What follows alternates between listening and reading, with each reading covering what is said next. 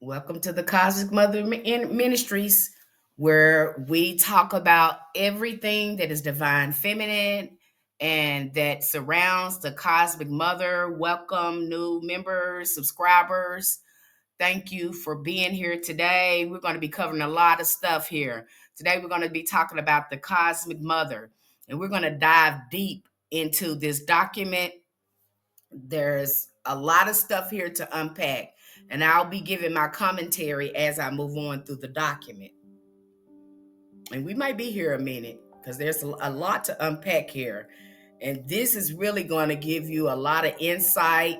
It's going to give you a lot of knowledge, open your mind, and may give you some downloads and answer a lot of your questions. So let me move forward with this.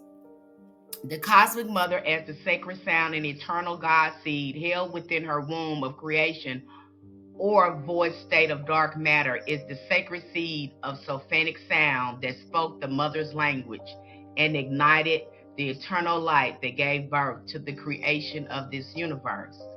Where was our universal mother's eternal solar body? What happened to the aspect embodied in our time matrix creation as the sacred sound language of the divine Holy Mother Sophia principle? What happened to her triple solar daughters, the Solar Risha, which embodied the creation principles of the eternal musical tones of Cathar? To find out, we had to awaken and remember that they exist as embodied principles of the sacred musical sound woven throughout this creation.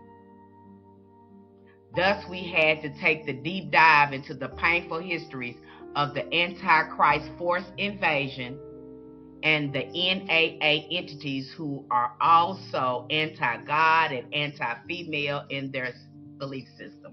So let me stop here to unpack this.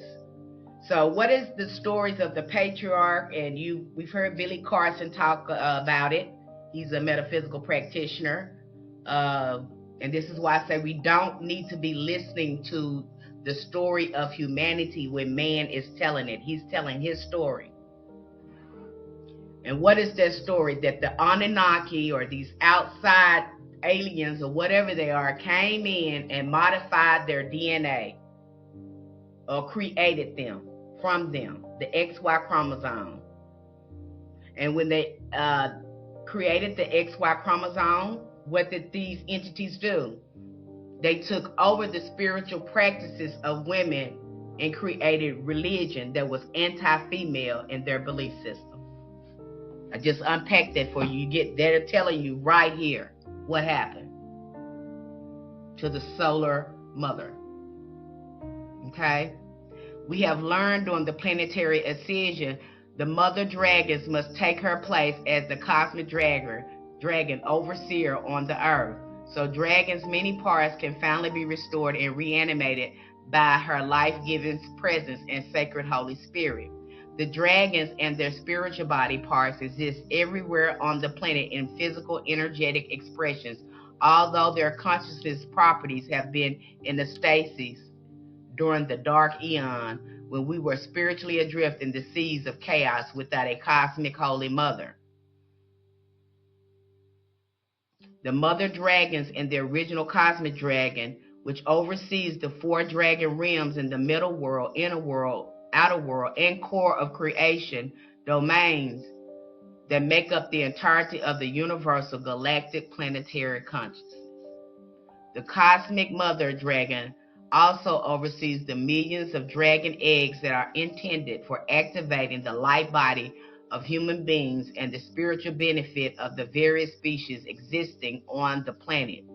We have noted that the cosmic mother dragon is also overseeing the functions of the gatekeeper dragon being that was in the middle domains of the universal mother dark matter matrix. Okay, so they're letting you know that this cosmic dragon is the cosmic mother, is a representation of the cosmic mother. That's why you can see this flying serpent or these dragons all over the globe, because it was understood that this was a representation of the great cosmic mother. And this is going to make sense as I go on. As the solar Christ Mary returns into our world as the cosmic dragon, so do these buried histories rise into awareness of the ancient ascending Celtic church sacred text of the pearl activation, along with many of the hidden cellular memories for our long forgotten past. Now, there used to be a lot of bells on this planet. There were so many big gigantic bells at these temples. They destroyed them. They got rid of them. I believe in what the Great Mother has shared to me, for me, is that these bells were rung to tap into the sophonic tone, to keep this earth in alignment with the Great Cosmic Mother. At certain times, they would ring these bells. I see no other reason for these gigantic bells, especially when they talked about the sophonic tone in here. The first thing the Great Mother brought to my mind was like, you remember those bells that they were getting rid of? That's it. Let me move on. Recent grid work activity has acutely focused on the reclaiming of the 12D Stargate of Kauai, which has brought another spiritual gift, this time in the form of the Cosmic Mother Rainbow Dragon. So we're going through raising in consciousness, and that consciousness will go all the way up for women into a 13D Stargate consciousness. But we also were there were also Stargates, portals on this planet where we can go into different dimensions as well. The Lemurian Holocaust and the Iani massacre in Kauai and the persecution events near the 12 Stargate of Monsignor were direct planned assaults upon the matriarchal society Solar Feminine Christo Sophia.